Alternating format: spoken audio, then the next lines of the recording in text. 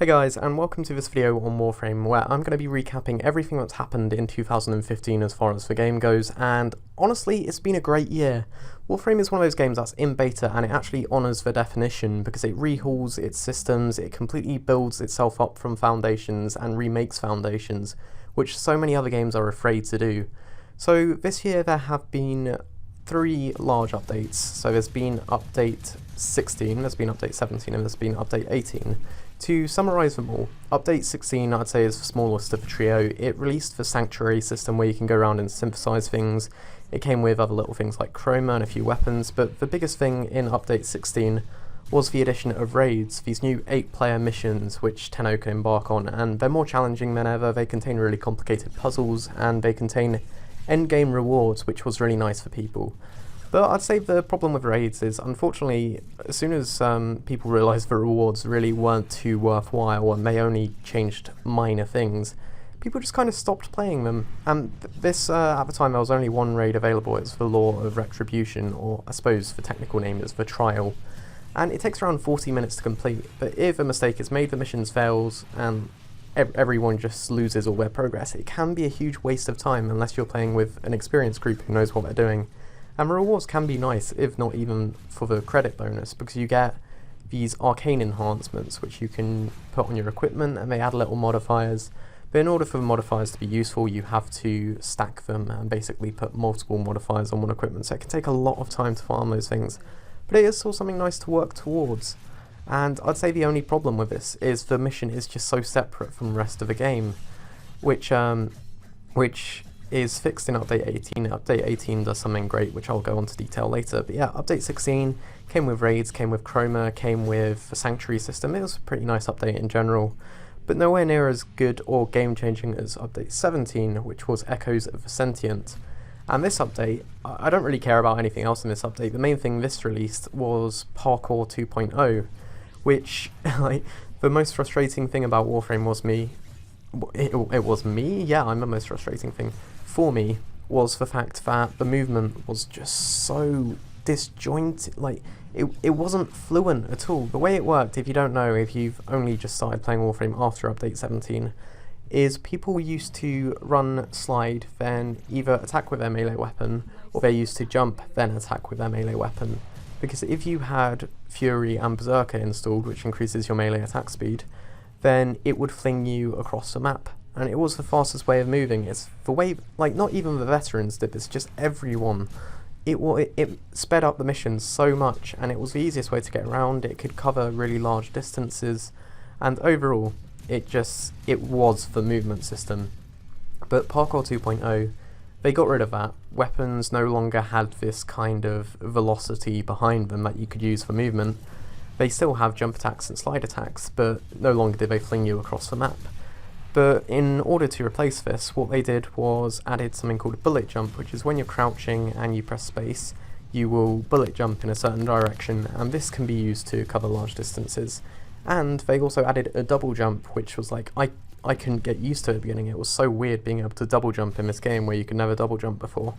But they sound like minor changes, but it completely changed the movement system. Now the way you see everyone moving looks much more fluent, looks much more graceful, and it's actually easier to incorporate into combat. You're not just sliding around with melee weapons and not being able to fire. Now you can bullet jump in the air, you can aim glide to take out enemies from a vantage point in the air, which you created yourself just by jumping. And it really changed the way people approach levels, approach combat in levels, and I think it's really opened up level design in itself. They changed the wall running system as well. It's now like a wall leaping system, but just Parkour 2.0, it really improved the game in an insane way. I think more than they ever could have anticipated. And just to mention the other things in update 17, they added the Nata quest, which was the first lore heavy quest, I guess you could say. They added Equinox, a pretty complicated Warframe that's not seen too much these days because it takes a long time to farm and it is pretty complicated. It doesn't do anything really well that other frames don't. And they removed the stamina system, which was great. It encouraged use of parrying, it encourages use of melee, and they added the you can charge your weapons when you attack with them to use your energy costs, And stamina was just, it was really annoying when you kept running out of stamina pre-update 17, and it was really annoying, and it just wasn't fun. So I'm really happy that they're prepared to move foundations in order to make the game more fun.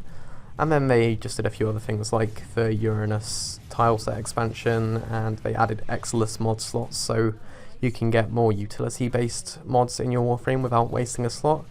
And yeah, new weapons, enemies, mods as always.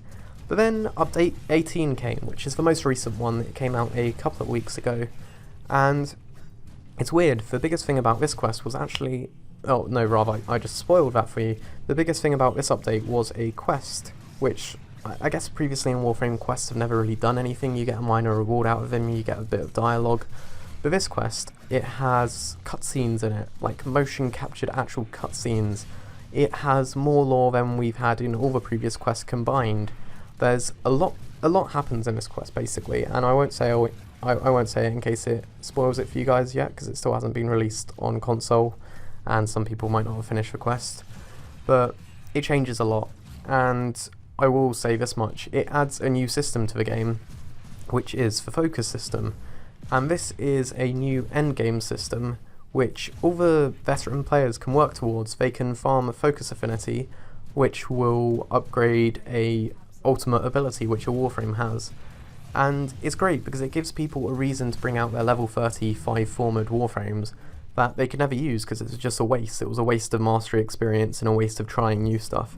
But now there's actually a reason to use all your favourite Warframes and weapons, which is fantastic. Like, I can't stress how much it was a waste of time using your favourite stuff pre-update 18, but now there is finally a reason to, other than just putting more former on it, which you probably don't need.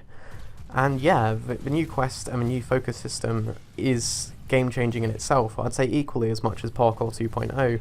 It provides people something to work towards, and it is putting Warframe in a new direction as far as the future of it goes, and the lore and the story and everything. And I think I speak for a lot of people when I say I'm actually looking forward to the future quests now, which is a fantastic thing to be able to say.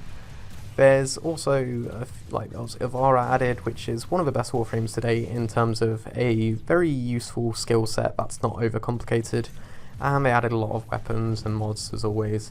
And something I did fail to mention earlier actually is in update 16 they added Conclave, like an actual attempt at a balanced PvP system compared to the previous Dark Sector conflicts, which were atrocious and incredibly unbalanced, albeit fun.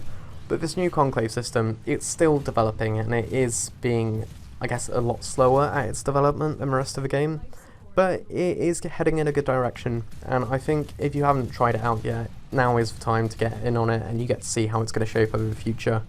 And as a whole, all these updates have massively improved Warframe. I'd say the Sanctuary update was the weakest of the bunch, but that's one that added Conclave now that I think about it. So if you look at it from that perspective, then all three of these updates have taken a system of a game and remade it and polished it off to a degree that it definitely wasn't at before. The movement was terrible, the lore was a bit all over the place, and the PvP was massively unbalanced. But all those things are being improved now. They've done things like shotgun reworks, sniper reworks, bow reworks. They're really changing the game, and I think DE are doing a great job at game development. And I think if you're not into Warframe, then you should be. It's one of those games it's one of the most popular, but people don't seem to be talking about too much in, like, I guess, the gaming community. And it is just getting better and better with every update, and if you can go through the journey of the game getting better, then that adds another experience of enjoyment to Warframe. But yeah, I'd be curious to hear your thoughts on all these updates and Warframe in 2015, and what kind of things are you looking forward to in 2016? I guess I'd like to hear what your weakest and strongest parts of the game are in your perspective right now. Yeah, this is me, EvansZ111. Please rating if you enjoyed this video, and thanks a lot, DE, for everything you've done. This is me out. Peace. Life support incoming.